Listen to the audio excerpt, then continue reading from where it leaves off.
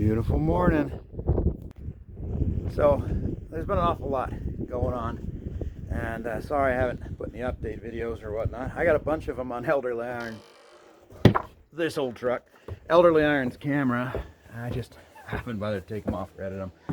But things have been a-doing. I'll give you a quick rundown. There's the furnace. It was a bit of a wallet pincher, but it is 80,000 BTU, which, believe it or not, should be enough with this much insulation to heat this house. And it is a 60-40 unit. 60-40 means that it, when I need it, it comes on at 60%, and then if it can't keep up with the heat loss, it'll jump up to the full 100%. It'll jump another 40 in there, so it should save me some money. Going down in the basement here. Run a lot of the heat ducts. This is the one I found in the ditch. Nothing but cheap. And these are the ones that I bought. And then cold air returns. So that's the cold air return for the tall living room wall. That's the cold air return. Goes up into the craft room. If we go down over here, this is the heat duct for the master bedroom. This is the heat duct for Shay's bedroom. This is the heat duct for the guest room. Cold air return for the guest room. Cold air return. Yeah, I don't know what that one's for. That one, believe it or not, is the cold air return. Ooh, not in focus. Oh well. That's the cold air return. It goes all the way up into Shay's room. Yeah. You want snakes? I got them. It works its way up there. Here, let's go upstairs. Showers arrived after waiting months and months and months. This is some protective film. Some months and months and months. I finally convinced the wife to go to the Studs Hardware. Bada bing, bada boom. They arrived the next week. Same models, cost slightly less. Oh well. So they are in. We cut our way through this door frame and this door frame to get them in here. But Shay's shower, master bathroom shower. So here's Shay's cold air return. I know it'd be a lot better to duct them rather than using cavities. It'd be a lot cleaner. I know it's accepted to use the wall cavities, but I'm using wall cavities. So anyways, that duct comes from down over there. It goes up through the bathroom wall, across the bathroom ceiling, up through here, over, and it's going to come out right up there. So pull air from nice and high. Oh yeah, this is that one mystery duct I was referencing. This one comes up right through here after going through the bathroom ceiling, and it's going to pull air from right up there, and I'll have a tiny port into the storage area to pull the heat out of that. Attic stairs are coming. Ouch. That cost a bit. It's only money, right? There's the heat duct down into this bedroom. There's the tall wall. Cold air return comes out up there. So the wood stove is supposed to sit right here, so it'll pull some of that heat. And this one should pull some of that heat and redistribute it throughout the house. That's a stack of 5-inch ducting and 90 that I bought.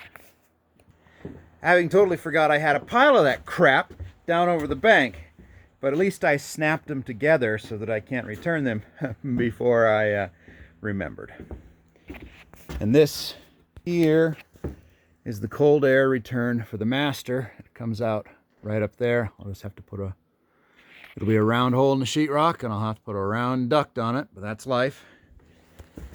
I ended up taking a little bit of this closet to squeeze it in. But I was proud of myself for getting cold air returns in all of the main bedrooms. You know, we don't have that in our current house, and when we bootleg that heat system in, we just have one big central cold air return in the living room on the floor, so it sucks up all the dog hair, and then a small 6-incher upstairs, which isn't enough to pull. What else? Speaking of the big cold air pendulum, it's right there. I went with a vertical grill so that I don't suck up quite as much dog hair. And it was originally built a little wrong. I was trying to size this for the entire house and not factoring in the CFMs of all the various individual cold air returns that were around. Oh, and then over in the pantry, Danny's, this is the one she's the least bit happy about, but this is what it ended up being. So it's a working pantry, so there'll be a countertop space here with food dehydrators and stuff like that. And then a prep area where you can look out the window.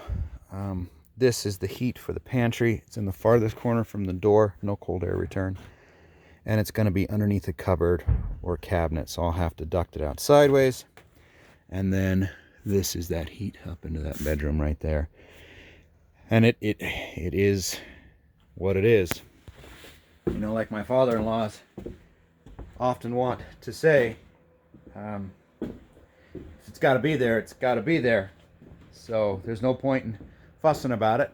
Cut your hole and put it in, and then see if you can find a way to hide it later, because it's got to be there. But anyways, that's what's been going on. As you can see, there's some working power. Turns out starting on the power and then coming back and working on it again in a few months without properly labeling things, it's about as confusing as you might think. Oh, here are these verticals. So these are those two that you saw from down below. So this one here comes up and goes across and then goes up.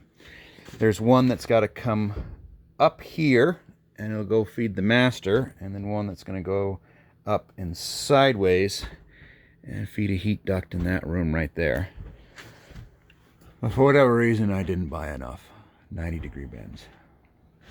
I had to knock a lot of blocking out to get this in, so I'll need to splice some stuff in. You can't roll over. I mean, that's a double joist up there. Is that a double rim? I can't remember if that's a double rim. I know this one is a double rim. So there's a stud, 2 inches of foam, or a joist, 2 inches of foam and a joist down there. I can't remember if we did it up there. It might not be. It might just be a single rim joist and then it sits on these. So it's not awesome that I basically severed all of them, so I'll have to, you know, I got a spacer in there. I'll have to bridge across. See, other than that, all of the drip edge is up, all the fascia is up, none of the soffit is up yet. The vents for the bathrooms are in. They're not hooked up to anything yet.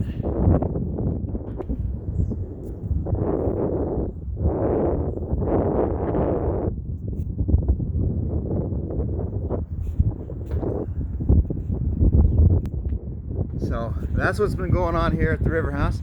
I've been getting fuzzier. Still don't know if I'm going to shave it for the kids or not. But look at that smoky view. Anyways, that's the update. Thanks for watching.